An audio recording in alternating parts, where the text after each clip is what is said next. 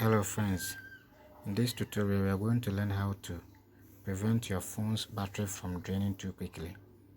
So without wasting my time, let us go to settings.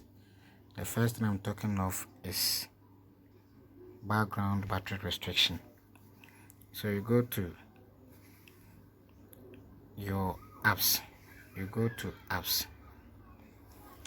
We have, when you install any app on your phone, by default it will run at background without your intention.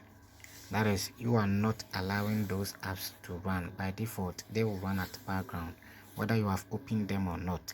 So you need to restrict them, else they will continue to eat your battery. So you select apps. Then when you select apps, these are some of the apps I've installed on my phone. So you select any of the apps, and then you go to battery. So I've turned this off, but by default when you open it like this, it will be allow background activity, so you should turn that off. You can do that to any of the apps. When you pick this one to Android system, you can go to battery, then you can allow background activity, or you can put them off. When you put them off, it means that they will not work until you have opened them. Unless you have opened them, they will not work at background. So you just select apps that you don't want them to run at background, but for WhatsApp, Facebook and other apps that you want them, you will just leave them like that. Then another thing that I'll talk of is too many notification or frequent notification.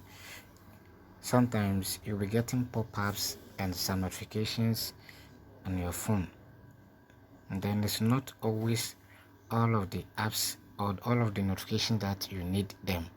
So you need to turn all these off. So you select the app that you want. For instance, when I select AIM like this, you will go to notifications. By default, I have allowed this app to show me notifications, but if you don't want, just exclude that. So you take like this, and then it will go. When you tap it, it will come back to be activated. So you choose the apps that you want to get notification. We have an app called Phonis. That is, it is a browser, and then I don't like this app because it always gives you frequent notifications, and then because it eats battery life, I have uninstalled this app from my phone. So you can do that to any of the apps that you want to restrict notification. Then we have another thing that we call recent apps.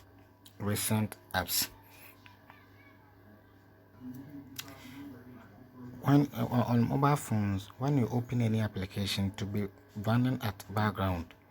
So if you want to close all these applications that you have recently opened, you just tap on the three dashes at the bottom right corner here. When you click on it, you can see a list of applications I've just opened. So you can just click on close all, or you click them individually. You swap up, and then they'll be gone. So that is another way to restrict or to limit battery consumption on your phone. Then we have maximum brightness. When you go to your phone settings, and then you go to display, you'll see that we have something called adaptive brightness. Some phones it is auto brightness. So let me disable it, and then let me try to adjust my brightness to the maximum. Then let us see what the phone will tell me.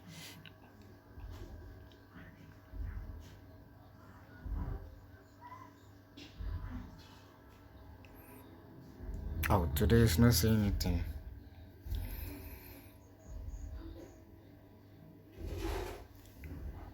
Sometimes when you try to increase your phone's brightness, the phone will just tell you that increasing your phone's brightness up to the maximum will will reduce or will drain your battery. So it is always advisable to take the auto brightness or the adaptive brightness. When you take that, let us see what will happen.